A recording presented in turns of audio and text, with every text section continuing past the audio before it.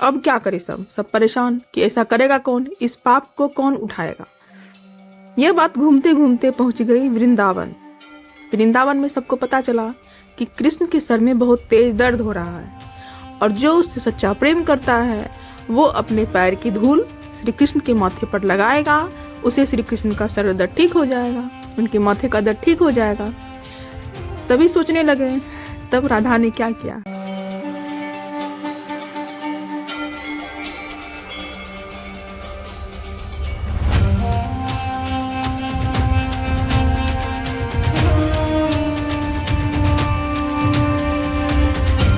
आज मैं आपको कृष्ण के सिर दर्द के बारे में एक कहानी बताऊंगी। जी हाँ, कृष्ण जी के भी सर में दर्द होता था क्योंकि वो भी आए थे इस धरती पर इंसानी रूप में।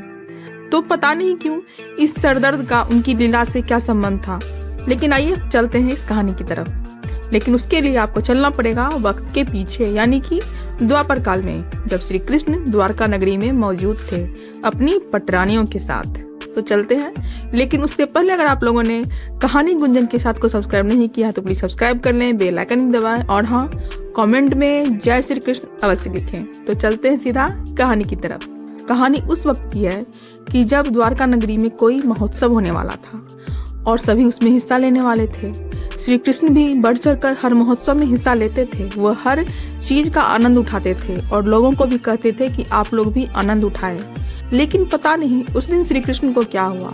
वो सर पकड़कर बैठ गए और सभी ने पूछा कि श्री कृष्ण आपको क्या हुआ। रुक्मिणी आई, उन्होंने पूछा नाथ आपको क्या हुआ। सत्यभामा आई, उन्होंने पूछा नाथ आपको क्या हुआ। यहाँ तक कि नारद मुनि भी आए, उन्होंने पूछा नारायण आपको क्या हुआ। इस पर श्री कृष्ण ने कहा कि मेरे सर में बहुत तेज दर्द हो रहा है, कोई अपने चरणों की धूल मेरे सर में लगा दे तो शायद मैं ठीक हो जाऊं।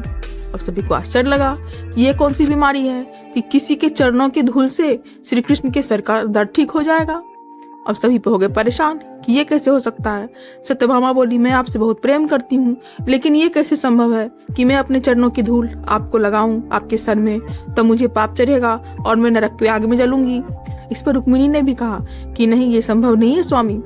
इस पर नारद मुनि ने कहा कि नहीं नारायण, ऐसा नहीं हो सकता, मैं कैसे आपको अपने चरणों की धूल लगाने दूंगा, मैं तो नरक की आग में जलूंगा क्योंकि मैं अपने प्रभु को अपने चरणों की धूल उनके सर में लगाऊं, ये कैसे संभव है। अब क्या करे सब परेशान कि ऐसा करेगा कौन, इस पाप को कौन उठाएगा। यह बात घूमते घूमते पहुंच गई वृंदावन। वृंदावन में सबको पता चला कि कृष्ण के सर में बहुत तेज दर्द हो रहा है और जो उससे सच्चा प्रेम करता है वो अपने पैर की धूल श्री कृष्ण के माथे पर लगाएगा, उसे श्री कृष्ण का सर दर्द ठीक हो जाएगा, उनके माथे का दर्द ठीक हो जाएगा। सभी सोचने लगे। तब राधा ने क्या किया। राधा ने अपना पल्लू फाड़ा, उसे जमीन पे बिछाया और सभी गोपियां उस पे नाचने लगी। फिर राधा ने उस पल्लू को बांधा और नारद मुनि को पकड़ाया। तब राधा ने बोला कि नारद मुनि जी आप ये लीजिए और मेरे कृष्ण को उनके सर के दर्द से मुक्त कीजिए।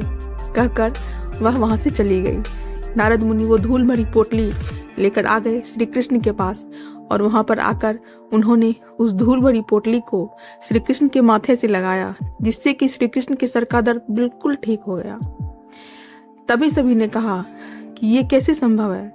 तभी श्री कृष्ण ने कहा कि सच्चा प्रेम इसे कहते हैं। मुझे भेंट तो बहुत लोगों ने दिया, लेकिन सच्चा भेंट तो यही है जो अपनी परवाह ना करते हुए दूसरों की परवाह करे, दूसरे के दर्द की परवाह करे।